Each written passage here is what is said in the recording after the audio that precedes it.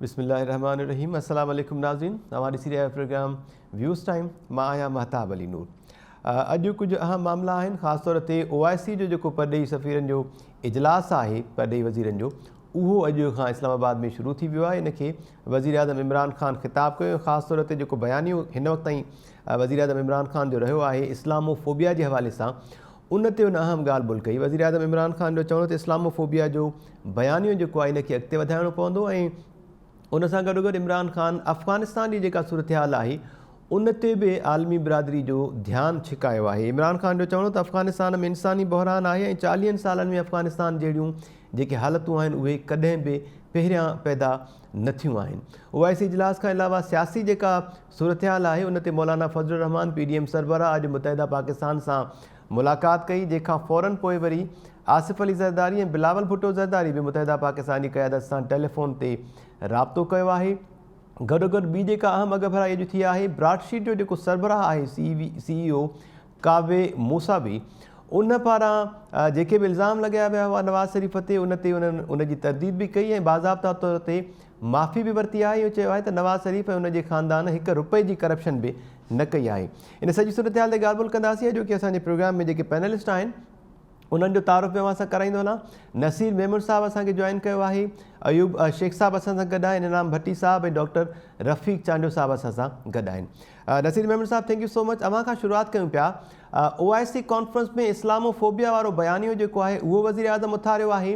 कीअं पिया ॾिसो अवां इहो बयानियो ऐं इस्लामाबाद में परॾेही जेके वज़ीर आहिनि उन्हनि जी आमद को रिलीफ ॾेई सघे थी वज़ीर आज़म इमरान ख़ान खे?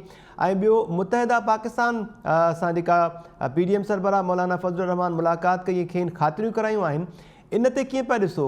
आसिफ़ ज़रदारी बि ग्रीन सिग्नल ॾिनो आहे मुतहिदा खे त अवांजा मुतालबा जीअं जो तीअं मञी वठंदासीं। तव्हां जेका सभ खां पहिरीं ॻाल्हि कई इस्लामी सरबराह कॉन्फ्रेंस जी, त उन सां इमरान ख़ान खे को रिलीफ मिले, मूंखे को उन सां रिलीफ वारी सूरत हाल बिल्कुलु बि नज़र कान थी अचे। इहो हिकिड़ो इंटरनल मैटर आहे। उहो कॉन्फ्रेंस हिकिड़ो इंटरनेशनल लेवल जो इवेंट आहे ऐं उनजो उन ॿिन्ही सां को मूंखे ॻंढापो कोन थो नज़र अचे। रही ॻाल्हि इस्लामोफोबिया वारी, मुंहिंजो ख़्यालु आहे ख़ान साहब काफ़ी अर्से खां इस्लामोफोबिया जी ॻाल्हि करे थो ऐं उहा हिकु हद ताईं यूरोपियन कंट्रीज़ ऐं ॿियनि केतिरनि मुल्कनि में उहा ऑब्ज़र्व बि थी आहे। पर उनजो काउंटर साइड फ्लिप साइड इहा आहे त ख़ुदि पाकिस्तान में जेको मज़हबी थोराइनि सां जेको कुझु थी रहियो आहे उनखे के हल्का उनजी जस्टिफिकेशन करार ॾियनि था। जेतोणीकि उनजी जस्टिफिकेशन इहा नथी थी सघे, पर उन्हनि ॿिन्ही जो को लिंक ज़रूरु मौजूदु आहे। कल्ह ई जॾहिं इहा इस्लामी सरबराह कॉन्फ्रेंस शुरू थी आहे त तव्हां सिंध में हिकिड़ी हिंदू नियाणी जी बेईमाने हिकिड़े क़त्ल जो तव्हां वाक़ियो ॿुधो हो। सो इस्लामोफोबिया हिकु वॾो डिबेट आहे, पर उनजी पोइ पूरियूं रूट काज़िस ते वञिणो पवंदो ऐं उहो जंहिं तरह उनखे प्रोमोट करे थो ख़ान साहब, उन लाइ सभ खां पहिरीं ख़ान साहब खे पंहिंजे मुल्क जे अंदरि के शयूं ठीकु करणियूं पवंदियूं त जीअं उन बयाने खे का रेस्पेक्ट। त मुंहिंजो ख़्यालु आहे त इहो हिकिड़ो पॉलिटिकल स्लोगन त ज़रूरु आहे, पर उहो चइजे थो हुन सां को वॾो को इको कंदो हुयो, उहो मूंखे नज़र कोन थो अचे। तो इन ते त इहो आहे। ॿियो बाक़ी जेको तव्हांजो सेकेंड क्वेश्चन काइंडली रिपीट कजो। अफ़गानिस्तान जी सूरत हाल खे बि आलमी बिरादरी ॾाढो उथारियो आहे इमरान ख़ान। ख़िते जी सूरत हाल बाबति त इमरान ख़ान ॻाल्हाए पियो, ज़ाहिरी ॻाल्हि आहे, पर मुल्क में जेका सूरत हाल आहे उन ते इमरान ख़ान जो ध्यानु आहे या नाहे? जीअं मां ॿुधायो त गुज़िरे ॾींहुं बि अक़लियती बिरादरी जी हिकु नियाणी खे क़तलु कयो वियो ऐं उनखां अलावा वरी मुतहिदा पाकिस्तान जी क़यादत सां जेके गॾिजाणियूं थियूं आहिनि PDM सरबराह मौलाना फज़लुर रहमान जूं ऐं आसिफ़ ज़रदारी खेनि ग्रीन सिग्नल ॾिनो आहे त अवांजा मुतालबा जीअं जो तीअं मंज़ूरु कंदासीं, अवां रुॻो हा कयो। हिन स्टेज ते मुंहिंजो ख़्यालु आहे त माना इहा हिकिड़ी ॻाल्हि पहिरीं स्टेज ते जेको लॻे पियो जेको हुकूमत इत्तेहादी उहे को मैटर करे रहिया हूंदा सॼी उन डेवलपमेंट्स में, हाणे उहा सूरत हाल वॾी हद ताईं बदिलजी वई आहे। हाणे उहो नंबर्स वधाइण लाइ ऐं कमु पको करण लाइ त जेके हुकूमत इत्तेहादी उनखे गॾु खणनि पिया ज़ाहिर आहे, पर ॿियो पासो इहो आहे त ख़ुदि हुकूमत जे अंदरि जेके हुनजा पंहिंजा मेंबर्स हुआ उनजो एॾो वॾो अंगाण फिरी चुको आहे जो शायदि इत्तेहादी उन तरह जी मजबूरी न रहिया आहिनि PDM जे मेंबर ऑर्गेनाइज़ेशन्स जी, इंक्लूडिंग पीपल्स पार्टी ज़रदारी। जेकर हू शुरूआती स्टेज ते जेका हुनजी बार्गेनिंग पोज़ीशन हुई उहा हाणे ज़ाहिर नाहे। जी पर जीअं त कुझु ॾींहं विच ते आहिनि अञा ऐं प्रेशर माउंट करण जी एफर्ट हले पई, त उन करे जेतिरा बि हुननि जा इतादीन खे वधि खां वधि रोकन करण जी कोशिशि करे रहियो हूंदो ज़रदारी साहिब ऐं हुनजा ॿिया जेके साथी आहिनि। तो इहो एग्ज़ैक्ट पतो न आहे त हुननि एग्री छा कयो आहे। हाणे उहे बार्गेनिंग जी अॻु जहिड़ी पोज़ीशन में न आहिनि, त पोइ डिमांड्स छा हूंदियूं। एमपीएन जी जेका हिस्ट्री आहे हुन मां त वधि में वधि नज़र अचे थो त हू पावर जो पार्ट रहण हुननि जी ख़्वाहिश हूंदी आहे ऐं वॾे में वॾो मुतालबो हूंदो आहे। त उहो ॿ चारि विधायतुनि जो जेसिताईं मामिलो आहे त उहो त ख़ुशी सां ॾेई छॾींदा। उन खां सवाइ जेका हिकिड़ी ॻाल्हि साम्हूं आई 40% नौकिरियुनि जी, त हिक लिहाज़ सां त कोटा सिस्टम मूजिबि हूअं ई अर्बन कोटा 40% त कॉन्स्टिट्यूशनली हिकु तरह सां मौजूदु आहे। त हिन में त अहिड़ी नई ॻाल्हि मूंखे नज़र कान थी अचे। मजमूई तौरु मूंखे लॻे थो त एमसीएम जेकर शुरू में हिन सां ॻाल्हाए हा, जॾहिं अञा सूरत हाल अहिड़ी हुई जो अञा इमरान खान जा पंहिंजा मेंबर्स हुन सां शामिल न थिया, त उन वक़्तु हुनजी बार्गेनिंग पोज़ीशन बि हुजे हा। जी हाणे ओतिरी बार्गेनिंग पोज़ीशन हुनजी स्ट्रांग कान्हे का।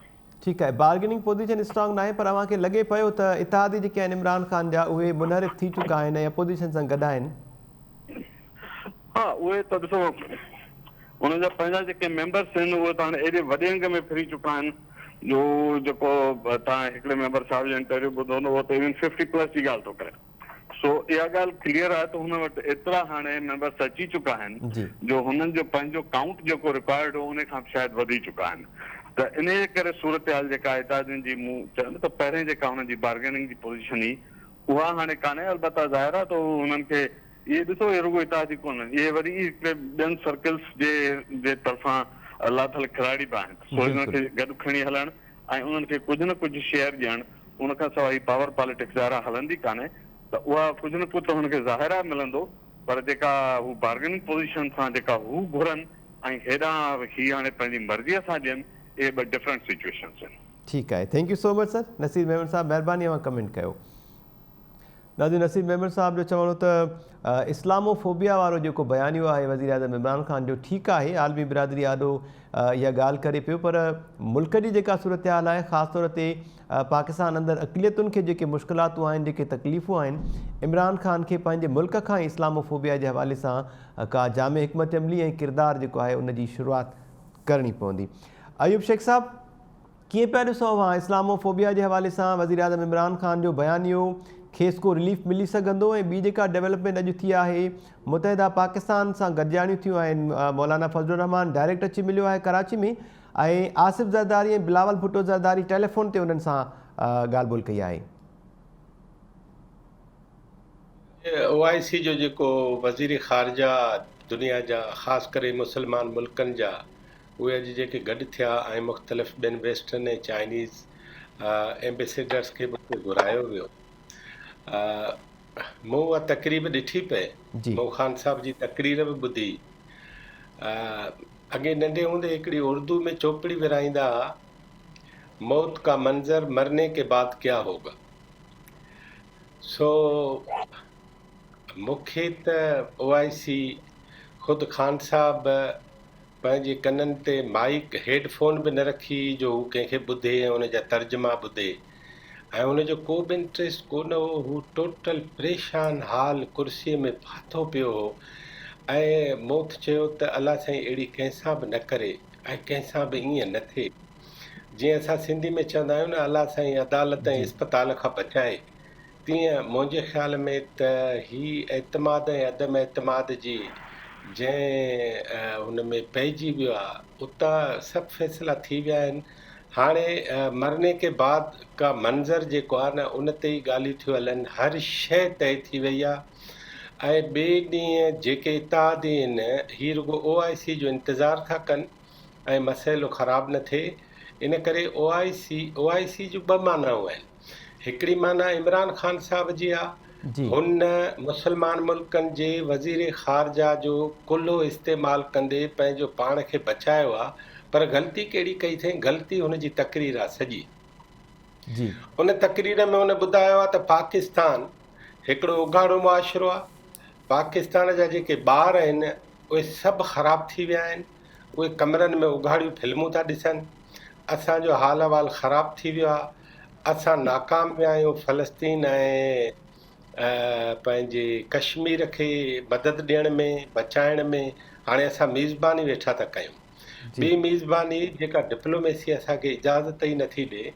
आउं तव्हांखे ॿुधायां त आर्ट्स काउंसिल ऑफ पाकिस्तान में कंहिं तमामु वॾी तक़रीब ऐं कंहिं मेले जो इफ़्तिताह थींदो आहे न, त उन में असां स्टेज ते 20 माण्हू विहारींदा आहियूं, पर 20 माण्हुनि जे विहारण जो मतिलबु इहो कोन्हे त को 20 खां ई तक़रीरूं कराइबियूं आहिनि। तक़रीरूं 3-4 खां कराइबियूं आहिनि। अॼु जेको चीन जे एम्बेसेडर हिते अची ॻाल्हायो आहे ऐं चीन खे हिते मुतारिफ़ कराइण जो मतिलबु आहे वेस्ट ऐं अमेरिका खे चेड़ाइणु। ही OIC पाकिस्तान जे ख़िलाफ़ु हिकिड़ो वॾो एक्शन हूंदो, हिकिड़ो वॾो क़दम हूंदो। ऐं उन पंहिंजी तक़रीर में हुन जेका अफ़गानिस्तान जी ॻाल्हि कई आहे, उहा अफ़गानिस्तान जी ॻाल्हि ख़ुदि ख़ान साहब जी ॻिचे में पवंदी। आउं सम्झां थो त ख़ान साहब पंहिंजे बचाव जे लाइ ॿाहिरी मदद वठे, इस्लामी मदद वठे, अफ़गानिस्तान जी मदद वठे ऐं रियासत मदीना जो इस्तिलाह इस्तेमालु करे हू हुन जे न बचण जा फ़ैसिला थी चुका आहिनि पॉलिटिकली। ऐं हाणे मूंखे ख़तरो कहिड़ो थो लॻे उहो तव्हां ॿुधो। मूंखे ख़तरो ही थो लॻे त अॼु खां 10 ॾींहं अवल मूं ही सम्झो हो त शायदि इमरान ख़ान साहब इन ई पार्लियामेंट जो हिसो बणिजी ऐं हिकिड़े बहितरीन अपोनेंट जो, अपोज़िशन जे बहितरीन लीडर जो किरदारु अदा कंदो। पर मूंखे जेके वाइब्स मिलियूं आहिनि, मूंखे जेके इतला मिलिया आहिनि उहे ही आहिनि त ख़ान साहब जीअं त उनखे कप्तान था चवनि, कप्तान कॾहिं बि अपोज़िशन वारी कुर्सी ते वेहे इहो उनखे क़बूल ई कोन्हे। इन करे उहो हिटलर वारा सभु कमु करे सघे थो। आउं सम्झां थो त पाकिस्तान तहरीक इंसाफ़ जे तबाहीअ में जेके उन जे कफ़न सिबजण जा आख़िरी ॾींहं आहिनि, OIC उन जो वॾे में वॾो ॾींहुं हो ऐं ख़ान साहब उन में वॾे में वॾो किरदारु अदा कयो। ऐं ख़ान साहब खे इन क़िस्म जी पॉलिटिक्स न करणु खपे। हू हींअर हेडान ते थो वञे ऐं पंहिंजो मथो जेको आहे पहाड़ सां थो टकराए। उन सां नुक़सानु पहाड़ जो त कोन थींदो, पर उहो शेख हयात वारी चवाणी त नुक़सानु उन्हनि जो ई थींदो जेके अचे पहाड़ सां लॻंदा। इमरान ख़ान साहब खे वरी उहा पुराणी उर्दू वारी चोपड़ी पढ़णु खपे, मौत का मंज़र मरने के बाद। ठीकु आहे, मां कमेंट कयो अयूब शेख साहब, हाणे वरी वापसि ईंदासीं। नसीर मेमर साहब असां सां गॾु आहे, हिन वक़्तु असांखे जॉइन कयो आहे प्रोग्राम में अमर सिंधू साहिब आहे ऐं इनाम भट्टी साहब। अव्हांखे वेलकम चऊं पिया। डॉक्टर रफ़ीक चांडियो साहब, अव्हां बि मुतफ़िक़ आहियो अयूब शेख साहब जेका अहम ॻाल्हि कई त परॾेही वज़ीरनि जो कुल्हो इस्तेमालु करण जी इमरान ख़ान कोशिशि त कई, पर जेका तक़रीर कई अथई उहा टोटली नेगेटिव तक़रीर कई अथई। इन तक़रीर में मुल्क जी जेका सूरत हाल आहे, ॿारनि जो बिगड़णु ऐं उन्हनि जो जेके ॻाल्हियूं उन कयूं उहे उनखे करणु न खपनि हा। ख़ासि तौर ते जेकॾहिं चीन जे सफ़ीर खे उन इनवाइट कयो आहे, इहा बि इन जो बि ग़लति इम्प्रेशन ईंदो। महताब, मां सम्झां थो त डॉक्टर अयूब बिल्कुलु सही ॻाल्हि कई आहे त ही OIC कॉन्फ्रेंस जंहिं नमूने में यूटिलाइज़ थी सघी पए, जेतिरो उनजो इम्पैक्ट थी सघियो पए, ही बिल्कुलु हिकिड़ी फेल्ड कॉन्फ्रेंस आहे। ऐं उनजो वॾे में वॾो सबबु इहो आहे त इमरान ख़ान जेको पाकिस्तान जो मौजूदा वज़ीर आज़म आहे, जेको ख़बर नाहे केतिरा ॾींहं बाक़ी हुजे, उनजो जेको स्ट्रेसफुल जेका सूरत हाल आहे, उनजे करे हुनजी तक़रीर, हुनजो ॻाल्हाइणु, हुनजो हर जेका अदा आहे उहा ॿुधाए थी त हू मतिलबु उनखे कंहिं स्टेट्समैनशिप वांगुरु न पियो डील करे। हालांकि तमामु वॾी कोशिशि आहे इहा त तक़रीरुनि में ॿियनि शयुनि में उहो स्ट्रेस फ्री थियण जी कोशिशि करे थो, पर हुनजो हर लफ़्ज़, हर शइ हिकिड़ी स्ट्रेसफुल सिचुएशन ॾेखारे रहियो आहे। ॿी नंबर ते ॻाल्हि इहा आहे त जेके इतिहादी आहिनि ऐं ॿिया आहिनि, उन्हनि सभिनी खे छो त शुरू में हिकिड़ी सपोर्ट अहिड़ी हुई जेका ख़ान साहब खे हुयो त भई जेको बि करे ख़ान साहब हुनखे हुते रहणो आहे, जेका सपोर्ट मिली पियो हुनखे। हाणे उहा सपोर्ट कान्हे का, त ख़ान साहब खे इहो महसूसु थो थिए पियो त इहे जेके बि इतिहादी हुया ऐं पंहिंजा बि जेके पंहिंजा मेंबर हुया, उन्हनि सभिनी जूं सियासतदाननि सभिनी ज़रूरतूं थियनि थियूं, सभिनी जा पंहिंजा मसइला आहिनि, हल्के जे हिसाब सां डेवलपमेंट जे मामलनि में हर कंहिंखे वोट वठिणो आहे, पर ख़ान साहब हिन जो को ख़्यालु न कयो। हाणे उहा तमामु घणी लेट थी चुकी आहे, जंहिंजे करे MKM जी बि तमामु नंढी हिकिड़ी फरमाइश हूंदी। इहे बिल्कुलु डॉक्टर नसीर साहब सही चयो त 40% उहे नौकरियूं जेके अॻु में ई उन खां वधीक शायदि उन परसेंटेज में शामिल आहिनि, ऐं ॿियूं जेके शयूं आहिनि उहे उन वॾियूं फरमाइशूं कोन्हनि खे, पर इहे फरमाइशूं सिंध हुकूमत सां ठही सघनि थियूं, उन्हनि जूं पीपुल्स पार्टी सां ठही सघनि थियूं। ख़ान साहब छा ॾिनो आहे? ख़ान साहब त उन्हनि खे हिकिड़े बैक बर्नर ते रखियो आहे ऐं उहे कॾहिं बि ख़ुशि न हुया, MK वारा ख़ुशि न हुया, ॿिया जेके इतादी ख़ुशि न हुया, पर छो त सपोर्ट कंहिं ॿिए हंधा आई पई, ॿिए हंधा किथां चयल हुयो, उन करे सभु ज़र डुक पियो बंदि हुया।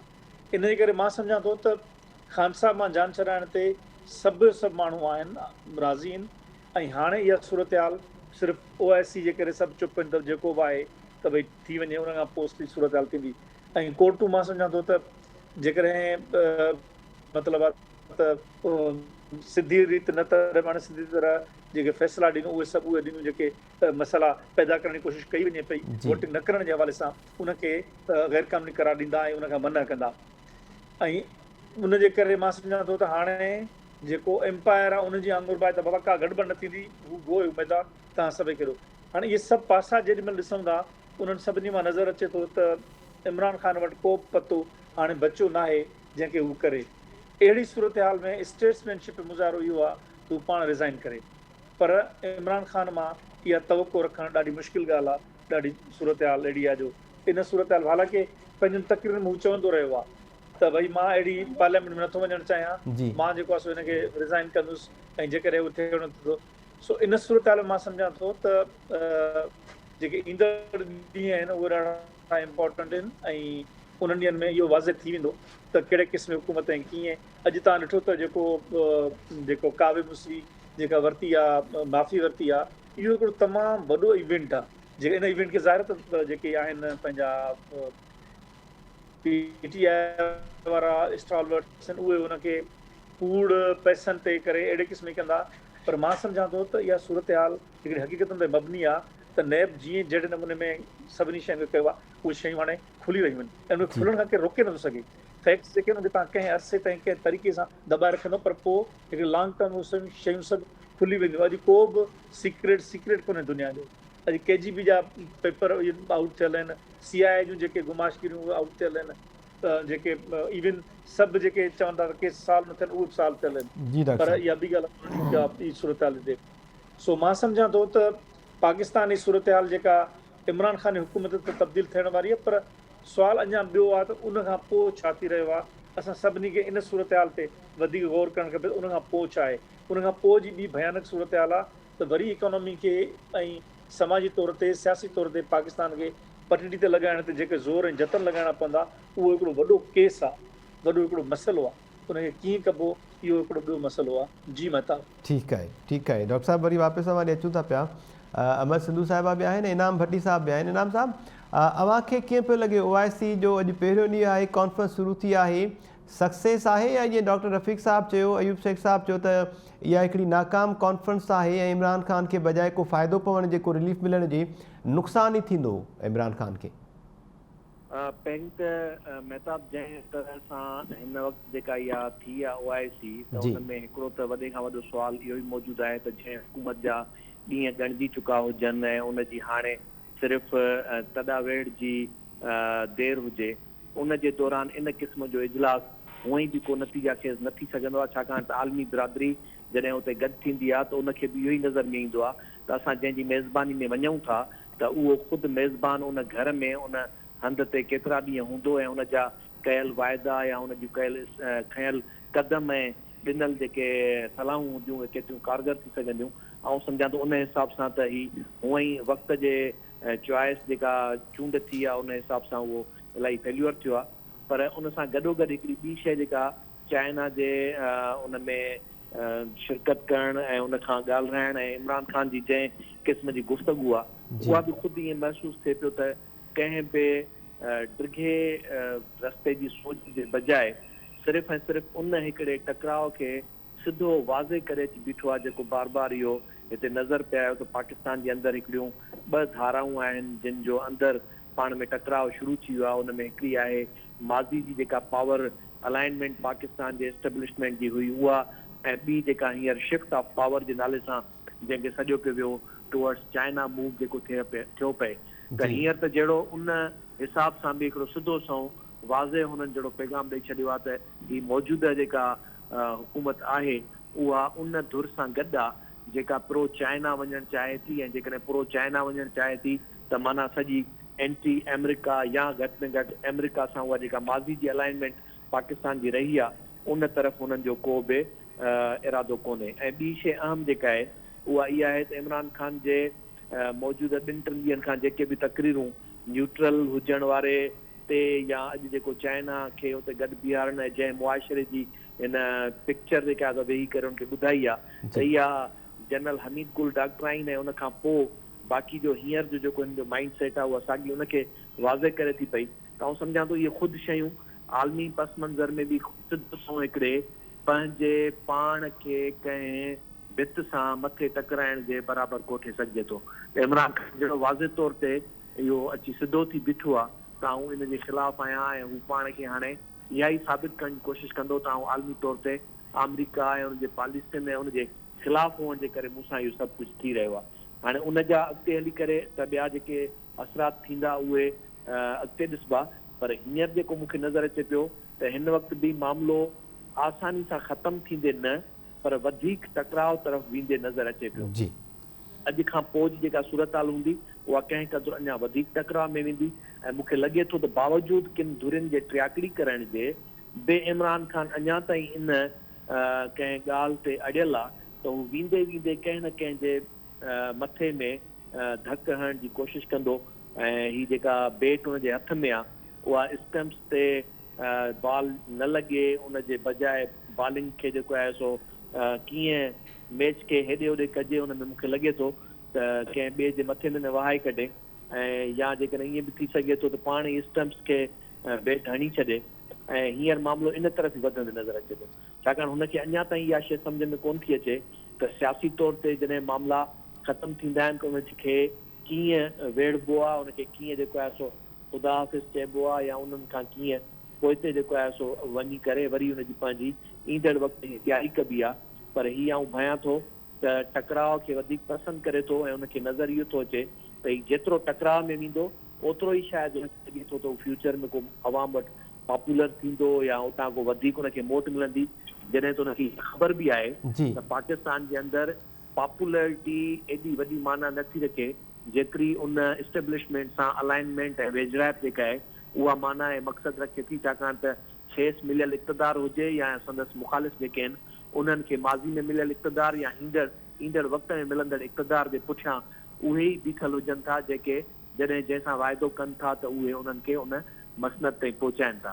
त पाकिस्तान जे इन मौजूदा सिनारियो में हुन वाज़े तौर ते जहिड़ो उन्हनि धुरियुनि खे हिकिड़ो पैगाम ॾेई छॾियो आहे त आउं जंहिं पाकिस्तान जे अंदरि जेका सियासत करियां पियो उहा मुंहिंजी ॿी लाइन आहे, उहा अलॻि धारा आहे ऐं उन ते हू वञणु चाहे थो। त आउं सम्झां थो इहा डॉक्टराइन हिकिड़े तमामु वॾे हिसे खे या हिकिड़ी तमामु वॾे ताक़तवर धुरियुनि जे हिकिड़े वॾे हिसे खे क़ाबिल क़बूल न हूंदी ऐं हू कंहिं बि तरह सां ईअं पाकिस्तान जे टोटल पावर शिफ्ट में यकीन कोन था रखनि जंहिं तरह सां ही सोचे थो।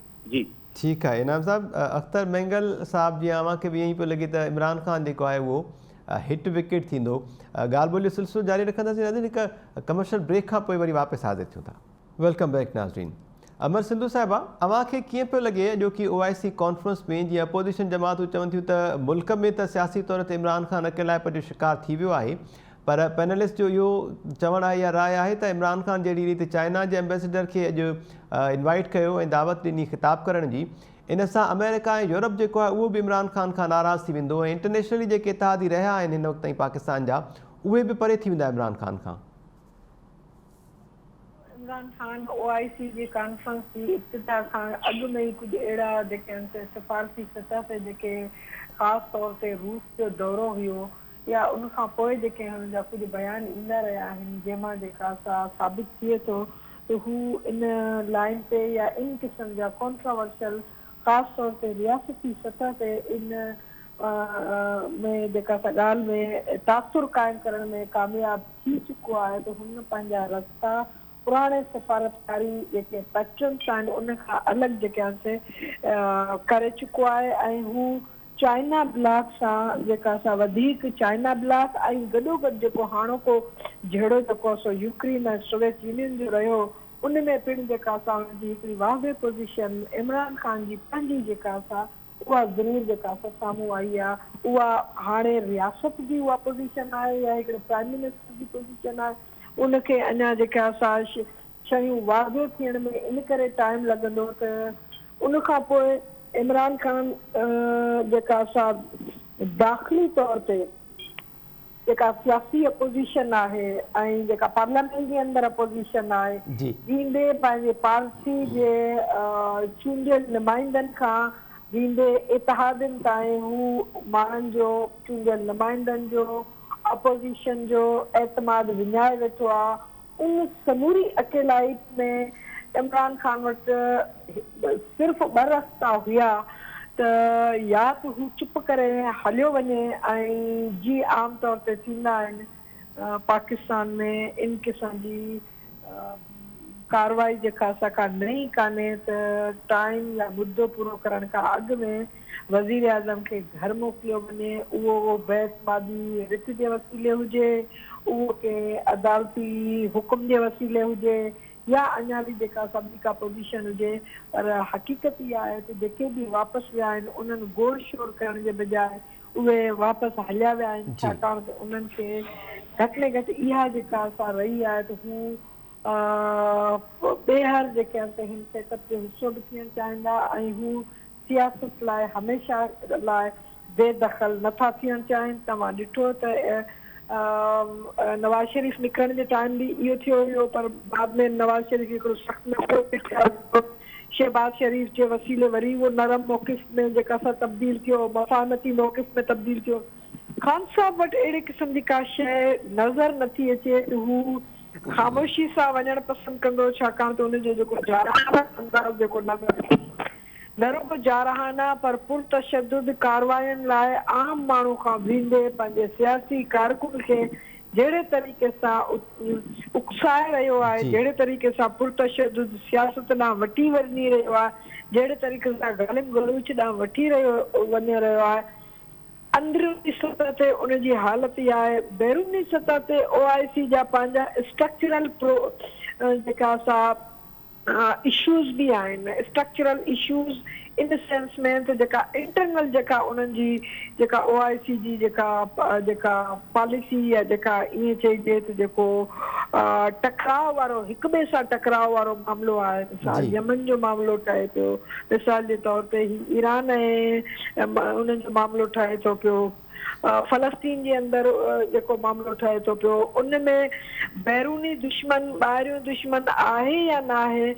कुझु जेके आहिनि से मुस्लमान मुल्कनि जा हिक ॿिए सां जेके लाॻापा रहिया आहिनि या बदअतमादी वारी फिज़ा आहे, उन में कंहिं हिकिड़ी पोज़ीशन ते पहुचण, कश्मीर जो इशू खणी अचो, पोइ यमन जो इशू तव्हां कीअं जेका असां रिज़ॉल्व कंदो, जॾहिं यमन जो इशू रिज़ॉल्व कंदो त पोइ तव्हां जेका असां हिन जो ईरान जो आहे उनजो इशू कीअं रिज़ॉल्व कंदो। त इन हवाले सां घणेई जेका असां सतहनि ते इहे इख़्तिलाफ़ मौजूदु आहिनि।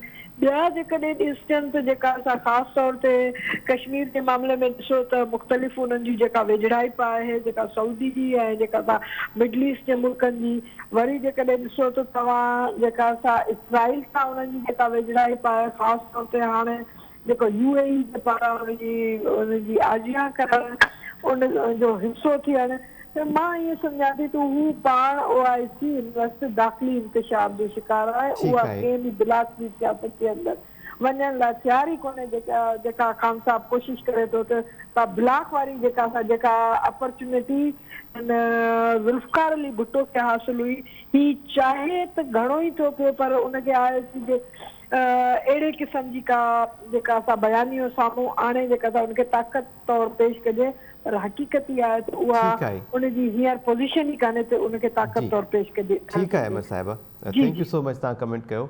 Coming back to you Ayub Shaikh साहब, ब्रॉडशीट जो जेको CEO आहे कावे मूसवी, उनजो अॼु जेको एतराफ़ आहे, उन खां पोइ निदामत जो इज़हार ऐं गॾोगॾु वरी माफ़ी घुरण, इहो चवणु त नैब जेको आहे उन कूड़ा केसिस ठाहिया आहिनि ऐं उन्हनि जो हिसो थियण ते मूंखे तमामु घणो अफ़सोस बि आहे, उन माफ़ी बि घुरी आहे।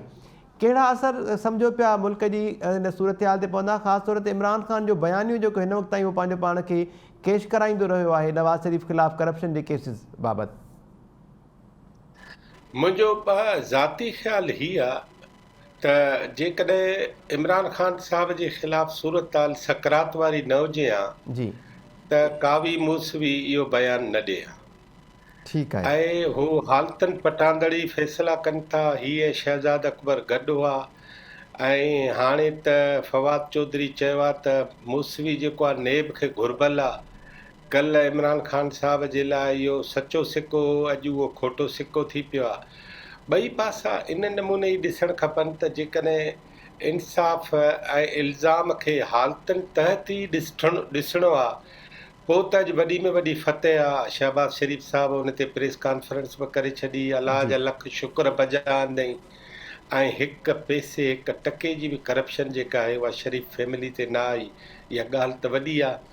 ऐं हिक हिसाब सां हिकिड़ो विराट शीट जो जेको अॻे वॾे में वॾो सिक्को इस्तेमालु थींदो हो हुकूमत जे पारां, उहो दरवाज़ो बि बंदि थी वियो। हाणे तव्हां ॾिसंदव आस्ते आस्ते आपोज़िशन जे ख़िलाफ़ जेके दरवाज़ा खुलियल आहे उहे सभु बंदि थींदा वेंदा। तव्हांखे अजब न थींदो त ओचितो तबियत जी ख़राबी सबबु कमु नथो करे सघां। मतां नेब जो हेड जेको आहे उहो बि चए त मूंखे इलाही मसइला, ॿियूं ॻाल्हियूं टियूं ॻाल्हियूं, ऐं मूंखे हाणे इजाज़त ॾियो। इजाज़त वठण वारनि जी हाणे हिकिड़ी लाइन लॻनि। जी ठीकु आहे अयूब शेख साहब, अव्हांखे इम्कान नज़र अचे पियो त कंहिं बि वक़्तु नैब चेयरमैन पारां अहिड़े क़िस्म जो को बयान बि अची सघे थो। डॉक्टर रफ़ीक चांडी साहब, ॿिया इम्पॉर्टेंट माण्हू बि जेके आहिनि न उहे इस्तीफ़ा जे ओसीअड़े में वेठा आहिनि। ऐं रुगो ही OIC गुज़रंदी न 5 तारीख़, सुभाणे OIC जा समूरा वज़ीर ख़ारजा जेके आहिनि उहे सभु जो सभु आर्मी जी पैरेड ॾिसणु वेंदा। अॼु इम्पॉर्टेंट मीटिंगूं 2 थियूं आहिनि। हिकिड़ी आर्मी चीफ जी सऊदी जे वज़ीर ख़ारजा सां थी आहे। मां उनखे कंहिं बि हवाले सां हिन हालतुनि जी मीटिंग सम्झां थो। ऐं घणियूं शयूं जेके आहिनि इलाक़ाई तौर जेके सऊदी अरब खे तय करणियूं आहिनि उहे इन मीटिंग में तय थी चुकियूं हूंदियूं। ठीकु आहे, ठीकु आहे। रफ़ीक चांडी साहब, अव्हांजो कमेंट इन ते ब्रॉडशीट जे CEO पारां जेको बयानु ॾिनो वियो उन माफ़ी घुरी आहे, उन इहो वाज़े कयो त नवाज़ शरीफ़ फैमिली ख़िलाफ़ु 1 रुपए जी बि करप्शन न आहे, नैब कूड़ा केसिस ठाहिया, नैब जे किरदार ते बि हाणे आङुरियूं खजंदियूं। ॾिसो, इहो तमामु ज़रूरी हुयो त पाकिस्तान पंहिंजा जेके बि मसइला आहिनि इंटरनेशनल कोर्टुनि में ऐं इन्हनि में उन्हनि खे बहितर नमूने खणी लाइ, छो त इहे तसलसल हूंदो आहे पॉलिसी जो। मां तव्हांखे थोरो पोइते वठी वञण थो चाहियां। मुशरफ जे दौर में रिकॉर्ड कई इन्हनि सभिनी केसिस ते, ऐं जेको पावर प्लांट लाइ जेके थिया हुया पंहिंजो तुर्की सां 3-4 इंटरनेशनल कोर्टुनि जे केस हलिया, उन्हनि सभिनी केसनि में पाकिस्तान हारायो। उनजो सबबु इहो हुयो त जेके मुआहिदा कया विया हुया पाकिस्तान हुकूमत तरफ़ां, सॉवरन गारंटीज़ हुयूं उन्हनि मुआहिदनि खे, उन्हनि मुआहिदनि लाइ ॿियूं हुकूमतूं जेके आयूं उहे फिरी वियूं। ऐं उन्हनि पोइ इहे फिरण जे करे हुननि चयो त भई घणो नुक़सानु थियो आहे, इन करे असां न फिरूं था। पर अॼु इहो साबित फिरण जे करे वधीक नुक़सानु थियो। हीअ ब्रॉडशीट उन्हनि मां हिकिड़ो केस आहे जंहिंखे लाॻीतो पंहिंजे अपोनेंट्स जे ख़िलाफ़ु इस्तेमालु कंदा रहिया, पैसा जेके स्टेट भरिया थिए न। हाणे जेकॾहिं का बि मुसवी ऐं उन्हनि खे जेकॾहिं तव्हां कयो आहे त जेके पैसा भरिया आहिनि उहे 30 करोड़ रुपया ख़र्चायो आहे, माफ़ी थो वठां भरे न। जॾहिं पैसा उहो निकितो ई न आहे कुझु, त स्टेट छो भरे तव्हांजे हिननि जे करे। इहो सॼो जेको सिलसिलो आहे उन सिलसिले जी कड़ी आहे, जंहिं कड़ी तहत सियासतदाननि खे मिलाइन करणु, सियासतदाननि खे डिग्रेड करणु, सियासतदाननि खे ज़लील करणु, त जीअं माण्हुनि जो जमहूरी सिरिश्ते ते ऐं जमहूरियत लाइ कमु कंदड़ माण्हुनि ते को बि मतिलबु आहे त न थिए। असां नथा चऊं त पाकिस्तान में करप्शन कान्हे का, पाकिस्तान में करप्शन बिल्कुलु आहे, पर करप्शन जो जेको हिकिड़ो कैसेट जो पासो आहे रुगो सियासतदान आहिनि, ॿिया जेके आहिनि उहे से मस्जिद जा कख आहिनि। ऐं इमरान ख़ान जेको तव्हां खणी आया उहो बि कख मस्जिद जो। इहो हिकिड़ो ख़तरनाक मामिलो आहे। इन मामले जे करे पाकिस्तान निहायत ख़राबु पोज़ीशन में अची वियो आहे। ऐं हाणे पाकिस्तान इकोनॉमी खे संभालण जो वक़्तु आहे, पर केरु संभालींदो इहा ॻाल्हि मूंखे सम्झ में नथी अचे, ऐं कीअं संभालींदो मूंखे सम्झ में नथी अचे इहा ॻाल्हि। मां हिकिड़ो प्रोफेशनल इकोनॉमिस्ट आहियां, पर मां सम्झां थो त पाकिस्तान खे ॾाढो सीरियस प्रॉब्लम आहे। माना मूंखे सची ॻाल्हि इहा आहे त इमरान ख़ान हलियो वेंदो, ॿी जेका बि हुकूमत अचे थी उहे सभु सियासतदान ऐं जेके 3-4 पार्टीज़ आहिनि, इन्हनि सभिनी खां वॾो चैलेंज इहो आहे त हू हिन किरंदड़ भुरंदड़ इकोनॉमी खे सहारो कीअं ॾींदा, कहिड़े क़िस्म जी शयूं कंदा जंहिं मां फौरी तौर ते आवाम खे रिलीफ मिले, कहिड़े क़िस्म जी शइ थींदी जंहिंमें बैनुल अक़वामी मालियाती इदारनि खे असीं एतमाद में वठी सघंदासीं, छा करिणो पवंदो जंहिंजे करे असीं उन्हनि खे पंहिंजो जेको महांगाई आहे, बेरोज़गारी आहे ऐं इन्वेस्टमेंट आहे, उन्हनि खे जेके आणियूं, इहे वॾा सुवालनि जन सुवालनि ते को बि हींअर कोन्हे को। इहो सॼो नुक़सानु इहो आहे जॾहिं गैर जमहूरी हुकूमतूं खे इंस्टॉल कयो वेंदो त इहो हिकु क़दम अॻियां 4 क़दम पोइ ते वरी सूरत हाल पाकिस्तान में हूंदी, जंहिंखे असीं मुंहुं ॾेई रहिया आहियूं। साउथ एशिया में बांग्लादेश ऐं इंडिया हिन वक़्तु ग्रोथ जा फ्लैश पॉइंट्स आहिनि। पाकिस्तान सिर्फ़ु अफ़गानिस्तान खां थोरो मथे आहे सभिनी फिगर्स में। जी, इहा सूरत हाल पाकिस्तान जी न हुजणु खपंदी। जी ठीकु आहे रफ़ीक साहब, थैंक यू। इनाम भट्टी साहब, अव्हांखे कीअं पियो लॻे अपोज़िशन दावा इहा करे पई त बेतमादी ॾिठ कामयाबु थी चुकी आहे, इत्तेहादी इमरान ख़ान खे छॾे चुका आहिनि, पर PTI चवे पई त जेको परेड ग्राउंड ते जलसो थींदो उहो गेम चेंजर साबित थींदो। ख़बर न आहे हींअर जलसो थींदो बि या न थींदो, अञा ताईं आऊं हिन मामले ते जेको आहे सो सम्झां थो त ऐन मुमकिन आहे 25 तारीख़ ताईं बि के मामला ॿिया थी वञनि ऐं उन खां पोइ जलसो न थिए। जी, पर सूरत हाल जेका आहे उहा जेका दावा कनि था जलसो गेम चेंजर थींदो, ऐं सम्झां थो हिन गेम चेंजर खां अॻु में ई का गेम चेंज थींदी ऐं 25 तारीख़ ते उन जूं शयूं जेके आहिनि साम्हूं अची वेंदियूं। पर तव्हां जेको ॿियनि पैनलिस्ट खां जेको काव्या मूसवी ते पुछियो पए त महताब, मुंहिंजे ख़्याल में त काव्या मूसवी को एॾो सुठी साख वारो नालो कोन्हे, न ई ब्रॉडशीट का अहिड़ी कंपनी आहे जंहिंखे चइजे त आलमी तौर ते का उहा तमामु वॾी नाले वारी ऐं साख वारी कंपनी आहे।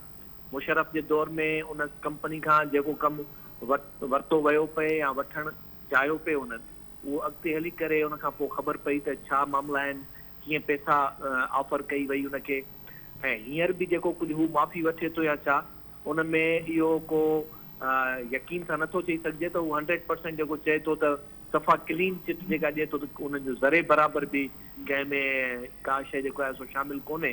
त आउं सम्झां थो इहा ख़ुदि बि जंहिं माण्हूअ जी साख इहा हुजे त हू पैसा वठी करे को बि कमु कंदो हुजे त इहो इन में को बि गुमान नथो रखी सघिजे, गुमान करे सघिजे थो त ॿिए हंधा बि किथां वरी पैसा वठी का अहिड़ी स्टेटमेंट ॾेई सघे थो। त इन करे आउं सम्झां थो इन बुनियाद ते इन सम्झिजे त को वाकई नवाज़ शरीफ़ जेको आहे एविनफील्ड केस में या ॿियनि में इन्हनि में सफ़ा ज़रे बराबरि जी हुननि जी इन्वॉल्वमेंट रुॻो अकेले जी न, हुन सॼे ख़ानदान जे लाइ बाक़ाइदे क्लीन चिट ॾेई छॾी आहे त संदन ख़ानदान ई हुन मुलविस कोन्हे। त इहे शयूं ईअं कोन्हनि, इहे सभु शयूं मैनेज थियनि थियूं, इन खां अॻु में बि मैनेज थियूं पए, हाणे बि इहा जेका स्टेटमेंट आहे इहा बि मैनेज कई वई हूंदी। ऐं आउं सम्झां थो त ऐन मुमकिन आहे इन ई स्टेटमेंट जी मैनेजमेंट ते पाकिस्तान जे अंदरि के अहिड़ा फ़ैसिला थियनि जंहिंजे बुनियाद ते नवाज़ शरीफ़ वापसि पाकिस्तान बि अची वञे ऐं पाकिस्तान जे अंदरि वरी हुनजो पॉलिटिकल जेको कैरियर आहे उनजी बि जेका असां शुरूआत थी वञे। त इहे सभु जेके सूरत हालियूं आहिनि उन्हनि हालतुनि में तब्दील करण जे लाइ उनखे एज़ सम्झो त हिकिड़ो क्रेडिट यूज़ करे सघनि। बाक़ी जेके ही जलसनि में गेम चेंजर आऊं नथो सम्झां त हाणे इहा का वॾी ॻाल्हि हूंदी, अञा ताईं मामला 25 तारीख़ जेके आहिनि उहे वाज़िह थींदा ऐं ख़तरो इहो आहे त गेम चेंजर ई जंहिंखे चए थो ऐं मुमकिन आहे हुन में का हुनखे ॻाल्हि सम्झ में अची वञे, को अहिड़ो डिसीशन करे या कंहिं अहिड़े फ़ैसिले जो ऐलान करे जेको मुल्क जे अंदरि अञा वधीक कंहिं क्राइसिस खे जनम ॾेई सघे थो। त इन करे हू जंहिंखे गेम चेंजर सॾे थो, उहा गेम चेंज ईअं कोन थींदी त संदसि मथां लटकियल तलवार ख़तमु थी वञे, हटी वञे ऐं वरी हू इक़्तिदार जे मसनद ते बाक़ी 1.5 साल जे लाइ वेठो हुजे। हाणे आउं सम्झां थो इहा शइ वधीक टकराव तरफ़ वधे थी ऐं उन टकराव खे ई अञा वधीक हथी वठाइण जे लाइ अहिड़े क़िस्म जी बयानबाज़ी करे रहिया आहिनि। जी ठीकु आहे इनाम साहब, थैंक यू सो मच। अमर साहब, इनाम साहब जीअं चयो त काव्या मूसवी जे हिन बयान खां पोइ या निदामत जो इज़हार ऐं शर्मिंदगी ज़ाहिर करण खां पोइ लॻे ईअं थो त नवाज़ शरीफ़ जे लाइ बि का वापसीअ जी राह हमार थिए पई, अव्हांखे बि ईअं लॻे पियो? ॾिसो, वापसी जी राह नवाज़ शरीफ़ लाइ ख़ुसूसी तौर ते थिए पई या न थिए पई, पर हिकिड़ी ॻाल्हि इहा आहे त तव्हांखे यादि हूंदो त जेका 2007 में मुशर्रफ जी हुकूमत जॾहिं क्राइसिस में वई हुई ऐं क्राइसिस जो शिकार थी त उन बहरान में उनखे ज़रूरत पई हुई त हू कंहिं न कंहिं तरीक़े सां सियासी जमातुनि सां कंहिं न कंहिं डील जे तहत जेका असां उनखे सियासी तौर ते वरी जेका असां पाकिस्तान में आणे, ऐं तव्हांखे यादि हुयो त जेॾी महिल बेनज़ीर साहिबा वापसि पिया तेॾी महिल हुनखे NRO जो नालो ॾिनो हुयो ऐं इहो ई NRO हली जेका असां उनजो बयानियो ठहियो हुयो खान साहब जो, त खान साहब चवंदो NRO नहीं दूंगा, NRO नहीं दूंगा। लॻे ईअं थो त वरी उहो अची जेके आहिनि हालतूं साॻियो जेका असां 0 पॉइंट ते पहुतियूं आहिनि जितां उहे शुरू थियूं हुयूं। हिन वक़्तु वरी जेका असां रियासती, मां सियासी बहरान खां वधीक रियासती बहरान जे इन करे चवंदसि छाकाणि त हिन वक़्तु जेका टकराव वारी हालत वञे पई, उन टकराव वारी हालत में महसूसु ईअं थिए पियो त किथे किथे कोशिशि कई वेंदी त जेका असां इदारनि खे उनमें इन्वॉल्व करण जी कोशिशि कई वञे, या इहो बज़ाहिर इदारनि जो टकराव लॻे शख़्सी जेका असां अनाउनि जे बजाए या कंहिं शख़्स जे जेका असां उन पॉलिटिकल निज़ाम जे बजाए, तो इन खां बचण जे लाइ हिन वक़्तु ॿीहर जेका असां उन साॻी इस्टेब्लिशमेंट खे ज़रूरत आहे त सियासतदान अची इन जेका असां सूरत हाल खे संभालीनि ऐं उन संभालण लाइ यकीननि जेका असां मां पहिरीं बि हिकु दफ़ो हिननि प्रोग्राम में इहा ॻाल्हि चवंदी रही आहियां त जेको सियासतदान जेका बि शइ करे थो इहा बावजूद इन जे त उनजे इक़्तिदार लाइ ऐं मफ़ा इन में जेका कंप्रोमाइज़िस शामिल हुजनि, हज़ार क़िस्म जा इस्टेब्लिशमेंट सां कंप्रोमाइज़िस हुजनि, पर उन सां गॾु इहा ॻाल्हि न विसारणु खपे त इन सॼी जिदोजहद में हू पंहिंजे लाइ यकीनी तौर ते कंहिं न कंहिं जेका असां रिआयत जेका इक़्तिदार खां अलावा जेका रिआयत बि जेका असां उहा हासिल करे वठंदा आहिनि। इन सॼी जेका सरगर्मी थी आहे उन सरगर्मी में इहो ई जेका असां साम्हूं आयो आहे त हाणे जेके इस्टेब्लिशमेंट ख़ुदि अहिड़ी पोज़ीशन में अची वञे त उन्हनि खे सियासतदान जी ज़रूरत आहे, त पोइ सियासतदान पंहिंजे लाइ NRO घुरंदो, सियासतदान उतां अरिड़हीं तरमीम कढंदो, सियासतदान उते को न को अहिड़ो तरीक़ो ज़रूरु कढी वठंदो जंहिंसां हुनजे बि पंहिंजो सर्वाइवल जो जेको इशू आहे उहो ख़तमु थी सघे। हाणे हींअर जेका सिचुएशन आहे उहा सिचुएशन हक़ीक़ी तौर ते उॾाई वेंदड़ नज़र थी अचे, न रुगो जेका असां नवाज़ शरीफ़ पर हक़ीक़ी तौर ते जेका पॉलिटिकल जेका क्लास आहे, जेका सियासी तौर ते जेके माण्हू जेका जमातूं आहिनि उहे जीअं हॉस्टाइल माहौल जो शिकार हुयूं, सभु करप्ट आहिनि, सभु ई आहिनि ऐं जेका असां उन्हनि खे इक़्तिदार ॾियणु, हाणे लॻे ईअं थो त साॻाई जेके आहिनि गंदा सियासतदान, साॻाई इक़्तिदार जा लालची सियासतदान उहे इन साॻी इस्टेब्लिशमेंट जी ज़रूरत बणिजी विया आहिनि त इस्टेब्लिशमेंट इन्हनि सां कुझु तइ करे पंहिंजे पाण खे उन मां जान छॾाए सघे। पर मूंखे माना जेको वधीक चैलेंजिंग ऐं वधीक जेका इंट्रस्टिंग डेवलपमेंट नज़र थी अचे उहा इंट्रस्टिंग डेवलपमेंट इहा आहे त ख़ान साहब माज़ी जी भेट में इन सियासतदान जे भेट में जेकॾहिं आख़िरी दम ताईं विड़े थो, अञा बि ॻाल्हियूं हलनि थियूं त मुमकिन आहे जेका असां इन जे जेको 27 वारो जेको आहे उहो जलसो बख़ैरो ख़ूबी जेका असां तइ थी वञे, या लहण खां पोइ वज़ीर आज़म जेको आहे चुप करे वञे, जेकॾहिं लहण खां पोइ बि इन क़िस्म जी सियासत कंदो रहियो त मां सम्झां थी त उहा उनखे की मोह ॾिबो, उहो वॾो चैलेंजिंग हूंदो, न रुगो एस्टेब्लिशमेंट लाइ, न रुगो सियासी जमातनि लाइ, पर ख़ुदि इन रियासत लाइ इहो वॾो चैलेंजिंग हूंदो त हाणे जेका सिचुएशन पैदा थिए थी ऐं ही माण्हुनि खे जेकॾहिं अहिड़े हद ताईं कढी अचे थो त उनखे मोह कीअं ॾिबो, मां सम्झां थी त उहा शइ वॾी आहे। उन ते जेका असां हींअर जेका असां ज़रूरु सोचणु खपे, जेकॾहिं इहे थिए थो त पोइ छा थींदो। ठीकु आहे, थैंक यू सो मच अमर सिंधु साहिबा, इनाम भट्टी साहब अवां जी वॾी महिरबानी, डॉक्टर अयूब शेख साहब, डॉक्टर रफ़ीक चांडियो साहब, नसीर मेमर साहब अवां जी वॾी महिरबानी, अवां कमेंट कयो। नाज़रीन, OIC कॉन्फ्रेंस जा कहिड़ा असरात थींदा, उन सां गॾु गॾु ब्रॉडशीट जे CEO जो बयानु जेको साम्हूं आयो आहे, नैब ते बि आङुरियूं खजंदियूं, सवाल जेके आहिनि उहे उथंदा, इमरान ख़ान जो बयानियो जेको आहे उनजो छा थींदो, इन मजमूई सूरत हाल ते ॻाल्हि ॿोल कईसीं। अॼोके प्रोग्राम में एतिरो ई, ईंदड़ प्रोग्राम ताईं ॾींदा इजाज़त। अल्लाह भाई।